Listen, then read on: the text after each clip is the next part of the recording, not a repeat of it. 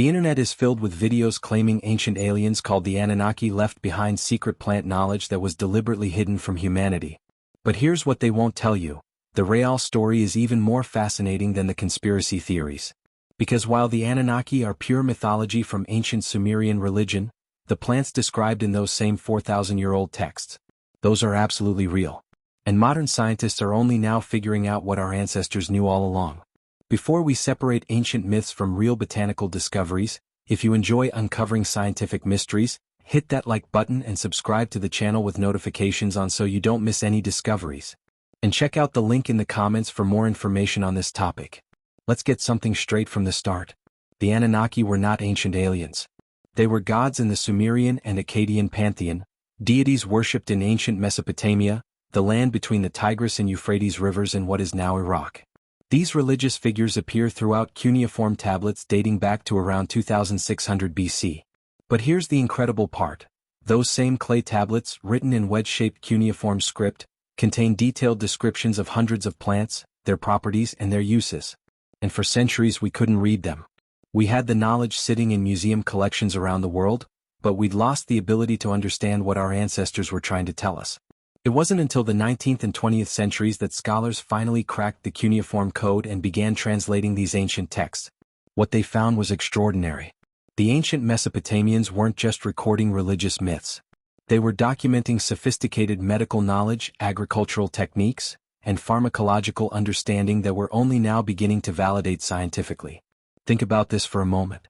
Imagine writing down everything you know about the plants around you, sealing that knowledge in clay, and having it survive for 4 millennia. That's exactly what happened. The British Museum houses over 130,000 cuneiform tablets. The University of Pennsylvania has tens of thousands more.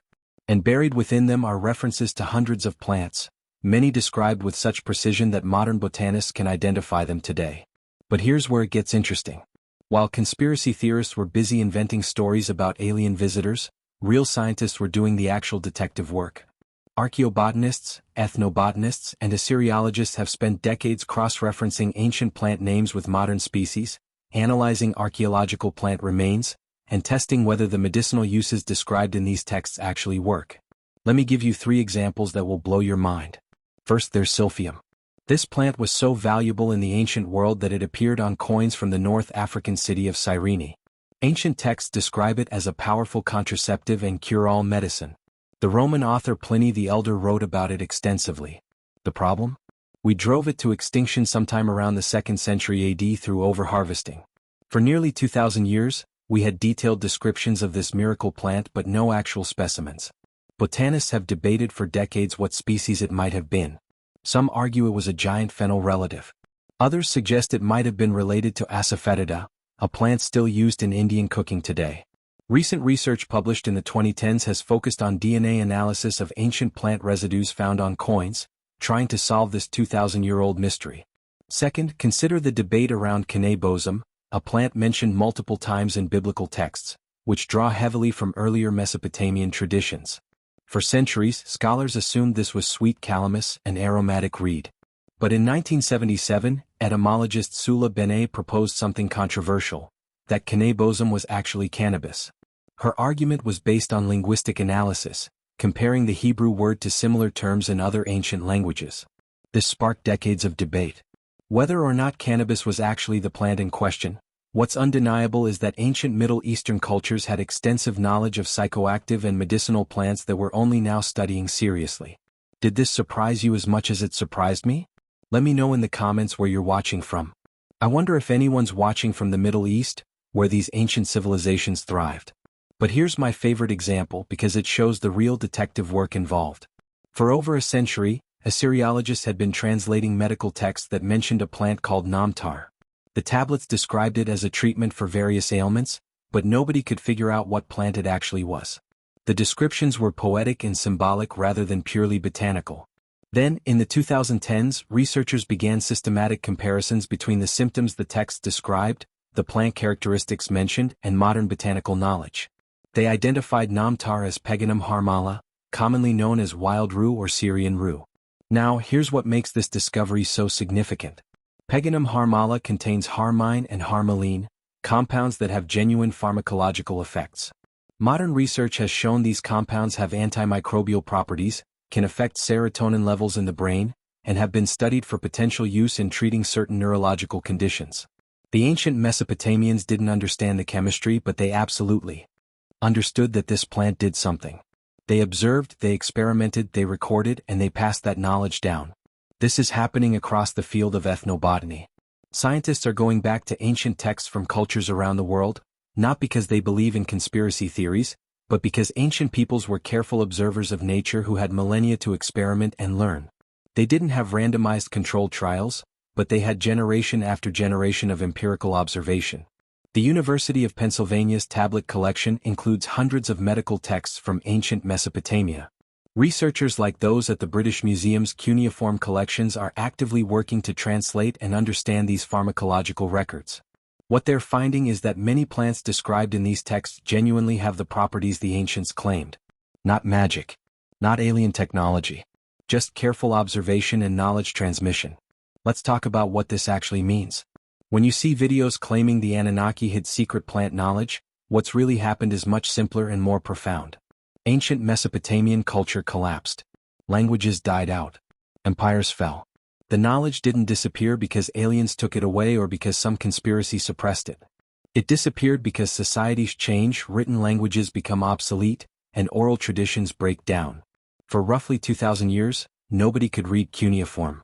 These tablets sat in ruins, were dug up by archaeologists, and placed in museums where they waited patiently for someone to crack the code. When scholars finally did, starting in the 1800s and accelerating through the 20th century, they found something extraordinary. Our ancestors were brilliant. They had identified hundreds of medicinal plants. They had developed sophisticated medical theories. They performed surgeries. They created pharmacological preparations that combined multiple plants to enhance effects or reduce side effects. And they wrote it all down, preserving it in clay that could survive when paper and parchment would have crumbled to dust. Modern science is now validating much of this knowledge. Research published in journals like the Journal of Ethnopharmacology regularly examines traditional plant uses from ancient cultures. Studies on plants like licorice root, which appears extensively in Mesopotamian medical texts, have confirmed anti-inflammatory and antiviral properties. Ancient descriptions of using willow bark for pain relief led directly to the development of aspirin. The foxglove plant, used in traditional European medicine, gave us digitalis for heart conditions. This pattern repeats across every culture that left detailed botanical records.